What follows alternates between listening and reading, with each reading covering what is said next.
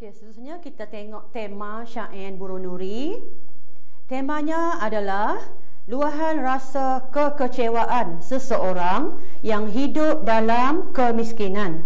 Lantaran kemiskinannya itu, dia merantau ke tempat lain, namun kehidupannya tetap tidak berubah. Okey, seterusnya adalah persoalan.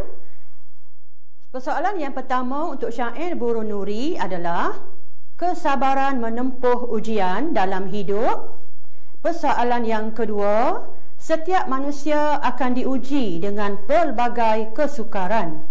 Persoalan yang ketiga, perlunya meluahkan rasa kecewa dengan menggunakan saluran yang betul. Persoalan yang keempat, keberanian merantau untuk mengubah nasib diri.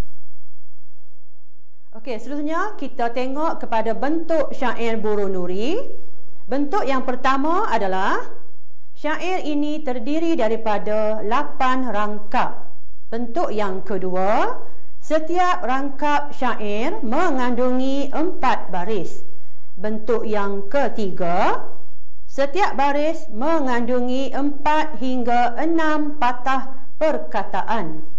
Bentuk yang keempat adalah setiap baris syair mengandungi 10 hingga 13 suku kata. Bentuk yang kelima, pola rima akhir syair ialah A. Okey, seterusnya kita tengok gaya bahasa syair Burung Nuri. Yang pertama, gaya bahasa inversi atau pembalikan kata. Gaya bahasa inversi dalam syair ini adalah contohnya dakwat dan kertas tempat berkata. Gaya bahasa yang kedua, kata ganda. Kata ganda yang terdapat dalam syair Burung Nuri adalah yang pertama, terfikir, fikir bukan menderita. Gaya bahasa yang ketiga, simili. Laksana cermin jatuh ke riba. Seterusnya, gaya bahasa keempat adalah gaya bahasa singkop, iaitu singkatan kata atau singkatan perkataan. Sajak dan nazam banyak tak kena.